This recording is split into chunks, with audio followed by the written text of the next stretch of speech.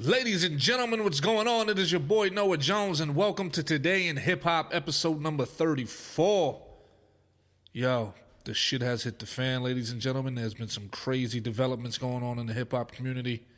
I gotta talk about it, ladies and gentlemen. I gotta talk about it. Now, before I do, I'm gonna give you a chance in a moment to hit the like button and to subscribe. Make sure you have the bell notification ringing so you can get all of my updates.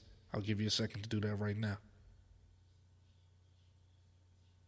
All right, now, as you guys may know, the video version of this podcast show is exclusive to NoahJonesNews.com. So if you want to see the video version, this is where you go to see it.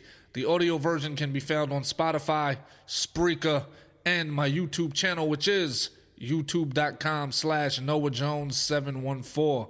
Make sure you like and you subscribe to get all the notifications. Make sure the bell icon is ringing, ladies and gentlemen. Let's do it. Help your boy out. Now, we got some news about Young Dolf. We got some news about Yella Beezy.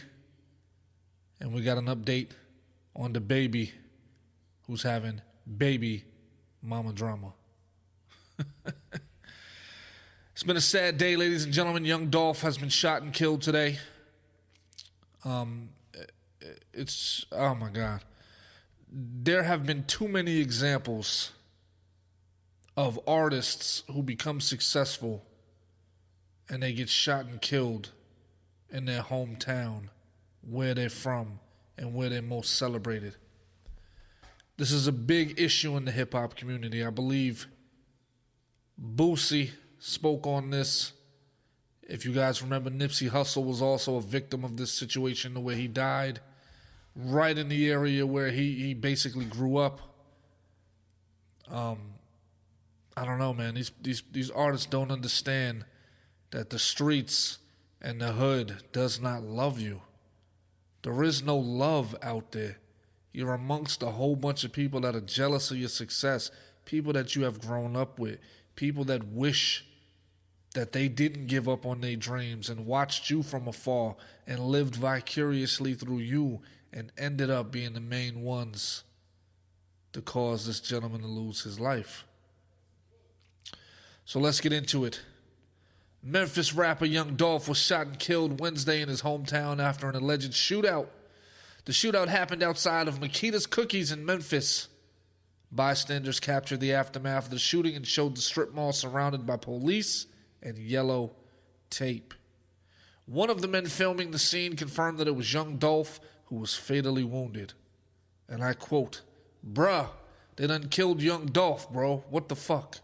Ain't no way these folks done killed Dolf," the man said. Ain't no way these folks just came and ran down on Dolf. Another bystander pointed out the sports car parked at the strip mall and said the rapper was the only in the city with that car. He was the only person in the city with that car. The sports car had a camouflage paint job, which has been a common theme with Young Dolph's cars. So not only is he a celebrity in his hood, his vehicles fit a certain description to where when people see it, they automatically know that he's outside, that he's on point, that he's in the area. It's basically shining a target and a bullseye on you. As soon as you walk out the house, you're hopping in the car. You're not even, like, when people say things like you got to learn how to move, this is what they're talking about. They're talking about going from point A to point B incognito, not always being the center of attention and not always drawing attention to yourself, being able to move silently, quietly, get to where you need to get to your destination safe and sound. You know, you don't want to be the loudest one in the room. You don't want to be the loudest person driving the loudest vehicle. You know, his vehicles all had a camouflage theme. It was synonymous with Young Dolf. If you recall, if you're a Young Dolf fan or you're familiar with some of his history, he also got shot at like 100 times. And he did like a mixtape.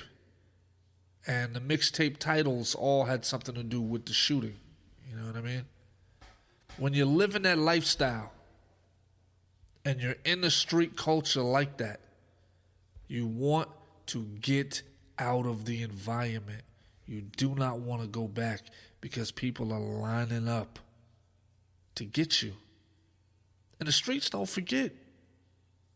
The streets do not forget, ladies and gentlemen. There will be people that are nowhere near as successful as you that will hold a grudge for 20 and 30 years and will blame you for their lack of success. And they will blame you for their lack of ambition and their lack of drive and their lack of motivation. It's crazy. Like, I just don't understand it. I don't know why these artists can't learn from example. You know what I mean? They can't learn from example. There's plenty of people that they even know themselves that have died. You know, the bystander that was filming the scene, he claimed Young Dolf was shooting back at his attackers, but no official reports have confirmed who was all involved. Young Dolf was only 36 years old at the time of his passing. Dude was still a young kid. 36. 36 years old. He wasn't even able to really enjoy life. He probably didn't even have gray hairs or nothing yet. 36. That's a shame. That's a shame. So, according to reports, politicians call for a citywide curfew in Memphis amid Young Dolph's murder. So his murder has so many people on edge that the mayor introduced a curfew to keep people inside, to keep people safe, because he or she, I don't know if the mayor is male or female, but they're worried about retaliation. They don't want people to retaliate due to this whole situation of Young Dolf being murdered. So, the tragic death of Memphis rapper Young Dolf has been dominating the news cycle all afternoon into the evening. A new development hitting the news mill is city officials are considering implementing a curfew in the wake of Dolph's murder. City Councilman J.B. Smiley and Tennessee State Representative London Lamar have been two of the more vocal proponents of a curfew. Today we lost a very talented Memphian and star known all across this country, Smiley reportedly wrote in a statement. I'm hopeful that the city of Memphis will implement a curfew to preserve the safety of all its citizens.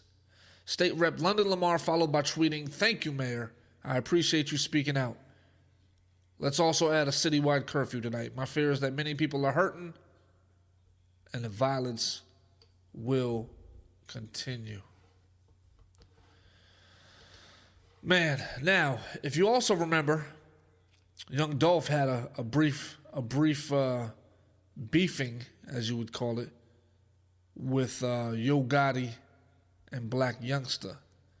Now, these gentlemen all are from and live in the Memphis area, the greater Memphis area. So, when shit goes down, I'm pretty sure they're all privy to what the hell is going on. So it's like they're in the same area. It's not but so big, the area that these guys are all from. Now it says police in Memphis are preparing for retaliatory crimes following Young Dolph's fatal shooting earlier Wednesday. Law enforcement has already shut down and surrounded the strip mall where one of Dolph's rap rivals' restaurants is located. After reports confirmed Young Dolph's death, social media rumors claimed Yo Gotti's restaurant, Preve, was shot up, as well as Black Youngster's grandma's house. The rumors were proved to be false, but the police have still decided to guard Preve, or Prive, however you say it, until tensions calm. Young Dolf was gunned down outside of a Miami cookie store about 10 miles away from Yo Gotti's restaurant. Young Dolf previously engaged in a rap beef with Yo Gotti and Black Youngster. One witness claimed Dolf was at the store when a vehicle pulled up and shot at the rapper. Scott Hall, Young Dolph's lawyer and friend, claimed the rapper stopped at the cookie store before a scheduled appearance to hand out turkeys. The identity of Young Dolph's killer is currently unknown, and there have been no reports tying Yo Gotti or Black Youngster to the incident. Dolf was 36 at the time of his death and is survived by 2 children. So he also was in town to do some good for Thanksgiving, to hand out turkeys. And now his kids won't even be able to be around their father for the holidays. This is tragic. This is tragic. Too many deaths. You had Mo 3. You had FBG Duck. You have Young Dolph. You have King Von. Excuse me. All of these people viciously lost their lives because they can't elude and escape the street life that they were raised in. And we don't know if these gentlemen have had people in their corner saying, hey, you need to get out of this lifestyle. We don't know if the record labels have insurance policies on these artists, so that way when they die, because when these artists die, they streaming goes through the roof, ladies and gentlemen. The streaming revenue goes through the roof. So I wouldn't be surprised if some of these record labels have life insurance policies on these artists and may even have a hand in inflicting harm on some of these artists. Because if an artist's music ain't selling and they're about to get maybe, I don't know, kicked off their contract or let go off their contract, that would be a crazy, crazy hustle to get them knocked off, and then the streaming rates go through the roof before you decide to finally let the artist go from your record label. I don't know. I'm not saying that's what happened, but that's an interesting idea. And as we all know, a lot of these artists, they don't have wills set up. They don't have living trusts set up. They don't have life insurance. A lot of these artists are completely broke, and they're living a facade, and they're driving cars and things that are rented and gifted by the record labels. And you know what the newest hustle is? I'm independent, but really you're signed to a label on the back end, but you're claiming you're independent, so that way people fuck with you harder. That's like the new hustle. Like, oh, let's get everybody thinking I did all this by myself, and I wasn't offered a handout. You know what I'm saying? So it's just too much violence, too much death, too much destruction, ladies and gentlemen. We as a culture have to do something about this, because we're losing some of our artists at a record rate. And this is the only genre that it happens to. Now, remember, rock and roll, things like that, they would lose most of their celebrities due to drug overdoses and suicide. Not murder. You know what I mean? Not their own people killing them. And a lot of times it'd be other rappers killing other rappers. It'd be up-and-coming rappers that just never got their shot that kill off an established rapper. Can't beat them, kill them, I guess. I guess that's the fucking mentality that these motherfuckers be having. So rest in peace to Young Dolph. I want to send a special shout out to his family. I'm not a Young Dolph fan, but I do know that his music perpetuated the same exact way that he died. Live by the gun, die by the gun. Rap about the gun, die by the gun. Same situation, ladies and gentlemen. If you're not speaking positivity into your music, and you're not speaking positivity, and you're a hood nigga and you can't get the hood out of your system, chances are there's only 2 places you're gonna end up, and that's dead or in jail. You're sure not gonna end up rich, because they're gonna take it all from you. The haters will succeed in that, and that's for damn sure. They'll fuck around and make sure you don't have shit. Or they'll create a crazy story or something and have you all in the media, and then nobody want to fuck with you no more. And it's cancel culture that fuck your whole shit off. So now you're getting canceled, and you can't even make a move and feed your family that way, because of some bullshit lies that other people have told about you. So now let's talk about Yella Beezy. Yella Beezy. Where these niggas be coming up with these motherfucking names is beyond me, man. I have no idea. But it says here, Dallas rapper Yella Beezy was arrested in Texas Friday on weapon and sexual assault charges. The music artist is currently behind bars in Collin County, where he was booked on 3 charges. Yella Beezy has reportedly been charged with felony sexual assault, felony abandoned endangerment of a child, and a misdemeanor of unlawful carrying a weapon. The recent arrest is Yella Beezy's third in 2021. In February, he was arrested after police found 5 guns in his car. Yella Beezy was arrested again in August for drugs and weapons charges. The story regarding his recent arrest is still developing, so stay tuned for more information. Now, the crazy thing is, here's the thing. How many chances do you think you're going to get, my nigga? How many chances you think you're going to get? See, here's the thing. We're in a culture where, well, let me use myself as an example. I know that when I was a kid growing up and I got caught for some shit, I calmed the fuck down. Because as we would say in New York, yo, the shit is hot right now. The shit is hot. The block is hot. I'm hot right now. I can't, the eyes is watching. You hot, you hot. These motherfuckers is getting caught time after time after time after time, again and again and again. At what point do they realize, yo, I need to chill the fuck out before I'm in jail? See, these niggas, here's the thing. These motherfuckers thinking they be having super attorneys that could get them out of any fucking thing. They don't have the kind of money to pay for the attorneys like that. These rap artists is low-key broke.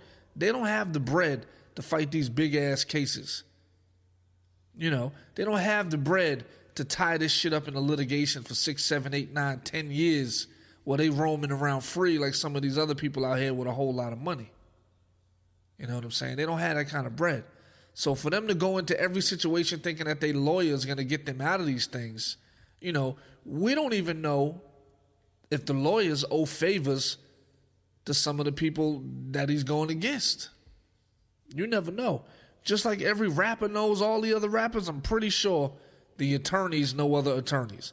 I'm pretty sure, these prosecutors know all the other prosecutors, especially if they all in the same county, same district. They see these motherfuckers on a regular basis, and a lot of them, it's just strictly business with them. Some of them, it's probably personal. They probably go out and have coffee together, hang out together, do all kinds of shit together. So it's foolish for these characters to think that they can just, beat every fucking case. You're going to lose. You got to lose something. And these guys, and that's the thing, if you're going to gamble with something, why are you going to gamble with your life? That's the most important thing you have, your life. And you're going to gamble with that? That don't make no motherfucking sense to me. So now, new details are emerging in Yella Beezy's sexual assault case. According to TMZ, an unnamed woman is claiming that the rapper raped her on their first date. The woman claims that Yella Beezy first contacted her on Instagram. Instagram hoe, ladies and gentlemen. Stay the fuck out of these bitches' DMs. And the two went out on a date in April. After going out to eat, the woman claims that Yella Beezy invited her back to his house before they went out for bowling, as there was a 2-hour gap before their reservation. While at Yella Beezy's house, the woman says they played cards and talked. However, the woman says Yella Beezy made sexual advances after giving him a back massage. All right, check this out. First and foremost, if you're not feeling a nigga first off, you're not supposed to be at this nigga's house. See, there's a lot of red flags on this. Check this out. Yella Beezy's an idiot for first and foremost inviting a woman that he met off Instagram to where he actually lives. If you don't know this woman, my nigga, you do not bring her back to where you live. You take her to a fucking hotel or you take her somewhere else. There's plenty of places you can hang out besides your fucking house, because you bring a girl to your crib and you don't know her. Some of these women be lining niggas up and getting them robbed and killed. How many times have you heard that these artists or these men or these professionals or whatever, that they die and it's over a female and the female goes scot-free? You know what I mean? So first and foremost, the first red flag is, nigga, don't bring none of these bitches back to your crib. If you Mr. Popular, you an artist that people know, you're somebody who people can look at and say, hey, that's such and such. You're recognizable. You don't bring these bitches back to your house. Period. Until you vet them. Until you really get to know them. 6, 7 months, shit like that, 8 months. You get to know where they live at. You get to know their personal information. You get to know them, so in case some shit goes down, you know how to contact them and their fucking family. So that's where you're wrong.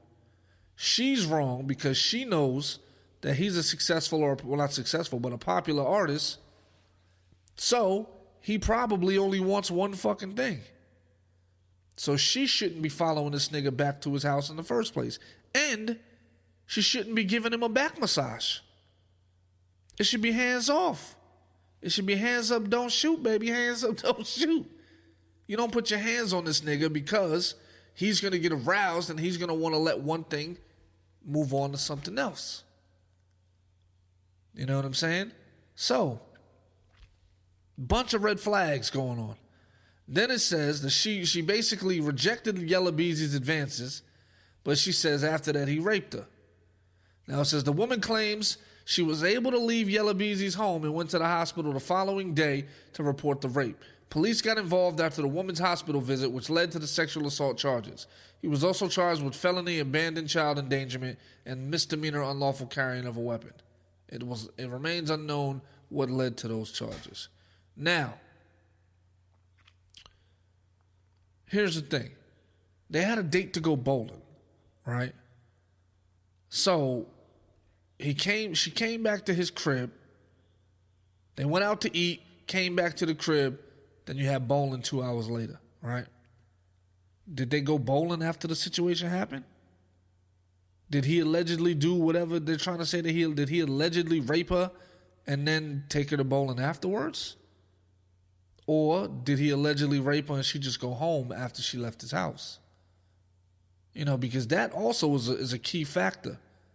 I don't know anybody who, if they were taken advantage of like that, if they got raped or whatever the case may be, would go out to bowling or go out to eat or hang out with a nigga right after that shit. First and foremost, I'm a little shocked that she didn't go directly to the hospital. She waited the following day. She should have went immediately. You know what I mean? And I don't care about the whole, she had to get her mind right. She got to get her head together. Look, if she understood that something happened to her that she did not want to happen to her, she should immediately have went to the law enforcement to take care of that shit. You don't let the time go by, because the longer you let the time go by, the more suspect the situation looks.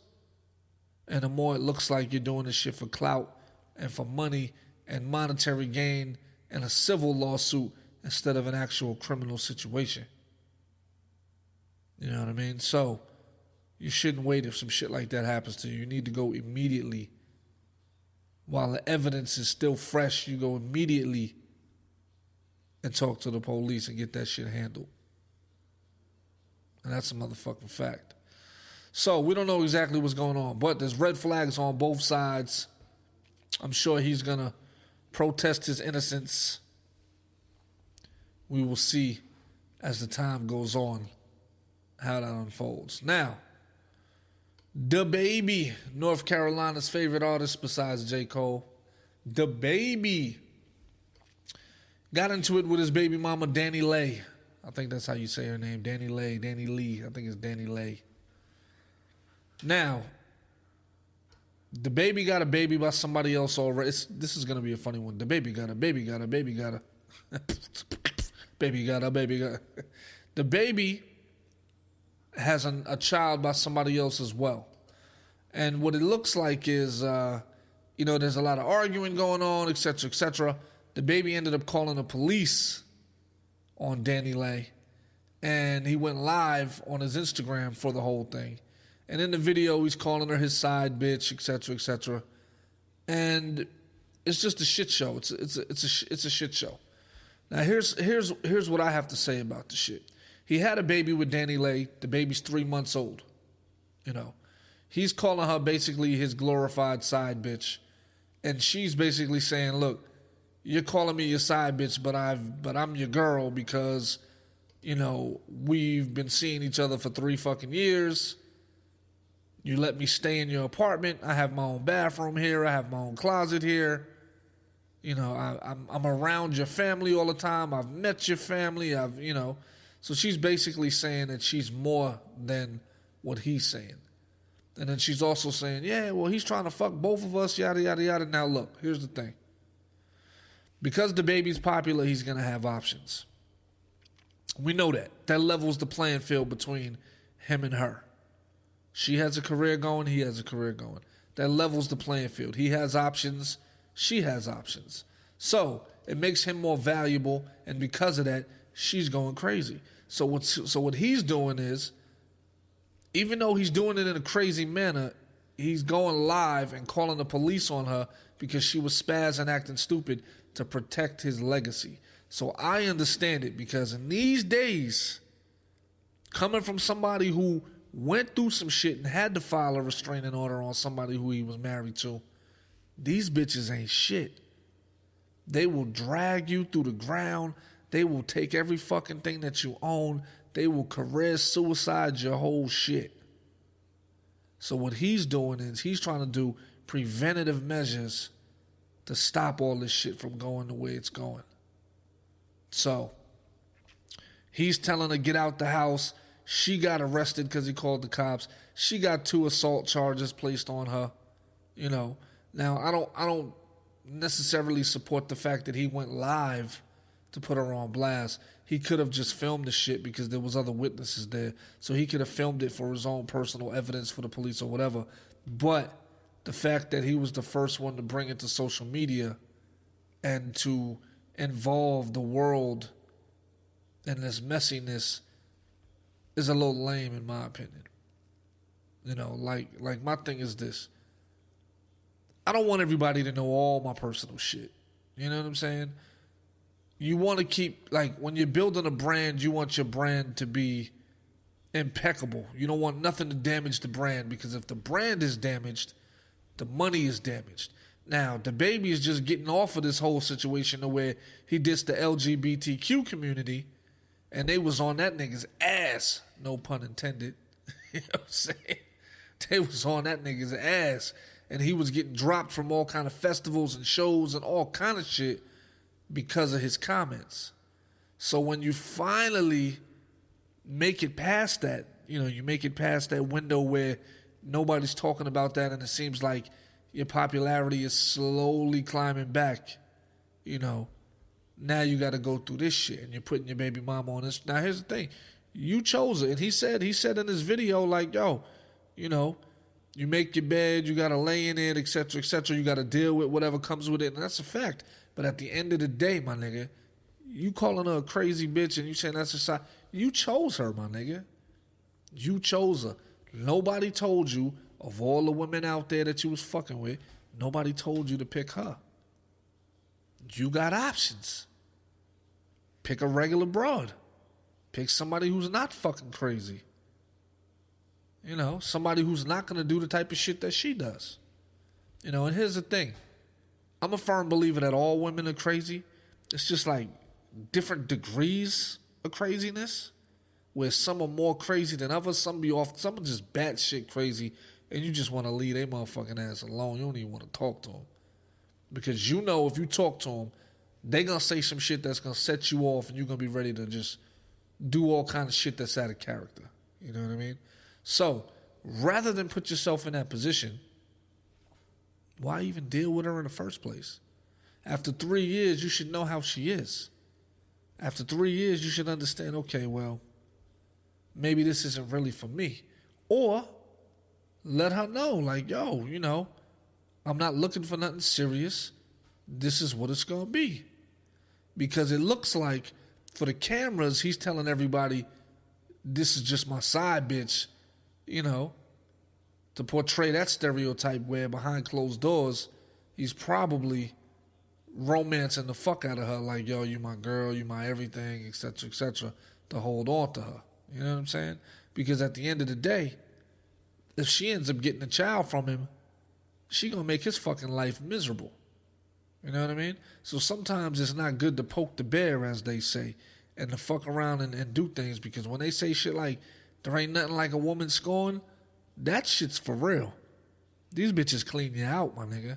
And not only do they clean you out, they stop you from seeing your own fucking children. So you'll end up going 16, 18, 20 years of your life barely having a relationship with your kids because of the bullshit that the mom was feeding them from the beginning.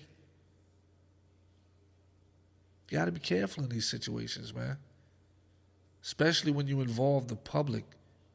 You know, public opinion is very powerful. Being guilty in public opinion, very powerful.